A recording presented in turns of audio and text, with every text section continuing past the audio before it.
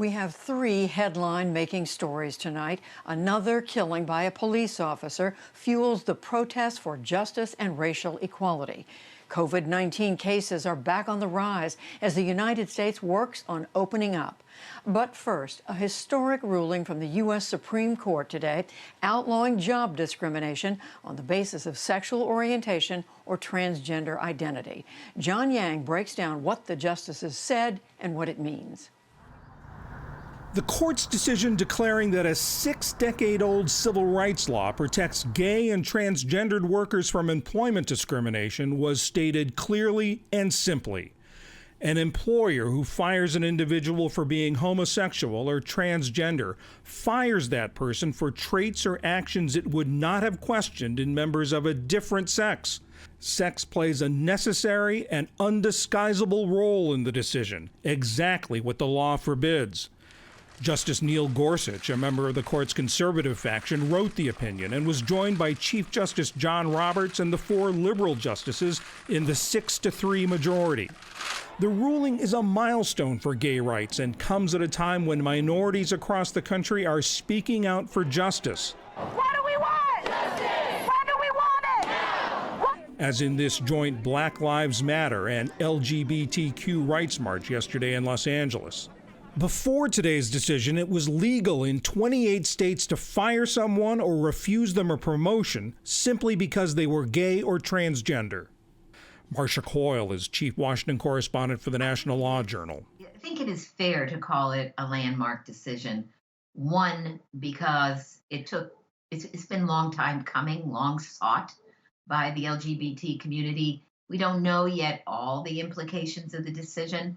And some of the questions that were raised in the opinions, Justice Gorsuch said will be saved for another day. But it clearly is going to make employers across the United States think about their employment policies towards their workers as well as job applicants. Gorsuch brushed aside the Trump administration's argument that the Civil Rights Act of 1964 was not written with gay and transgender people in mind. The limits of the drafter's imagination supply no reason to ignore the law's demands.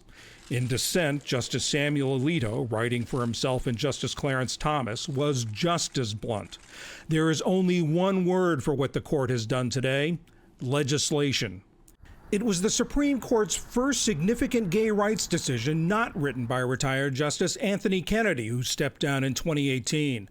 Gorsuch, a Trump appointee, clerked for Kennedy, as did the third dissenting justice, Brett Kavanaugh, whom President Trump nominated to replace Kennedy. Kavanaugh wrote that the court effectively amended the civil rights law, a power that belongs to Congress and the president in the legislative process, not to this court. Analysts said Gorsuch's opinion offered fresh insight into one of the court's newest justices. He sort of telegraphed where he was going during the oral arguments back in October. And at that point, he talked about the text of Title VII, the words that employers shall not discriminate because of sex. This is perhaps his most in-depth application of textualism and how he reads statutes. The justices ruled in 3 cases, 2 involving men who sued after they said they were fired for being gay. Skydiving instructor Don Zarda was fired in 2010 after telling a female client who was about to be strapped to him for a jump that he was gay. After Zarda died in a 2014 accident, his case was pressed by his partner, William Moore, and by Melissa Zarda, his younger sister.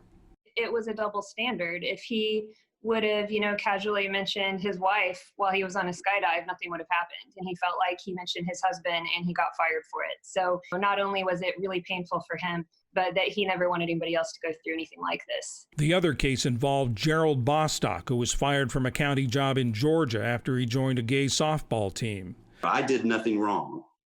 And now I have some validation in that by the opinion that was given today. The transgender rights case was brought by Amy Stevens, who was dismissed from a Michigan funeral home after she told her boss she would begin living as a woman. The company said she failed to follow the dress code. Stevens died of kidney failure last month after seeing her case argued before the justices in October. Today, her wife Donna issued a two-word statement: "We won." Transgender rights will likely remain an issue in federal courts for a little while. On Friday, the Trump administration eliminated protections for transgender patients against discrimination by doctors, hospitals, and insurance companies under the Affordable Care Act. The lawsuits against that have already been announced. Judy? A lot to pour through, to dig through today. John, so as the court comes toward closer to the end of this term, they are already beginning to set the agenda for next term. And what were you able to learn about that today? Well, we learned 3 hot-button issues that they will not be taking up, which only means that there were 4 justices. There were not at least 4 justices willing to take up those cases, those issues. One is gun laws. There were about a dozen gun laws being challenged, and gun rights advocates were hoping this conservative court would take them up.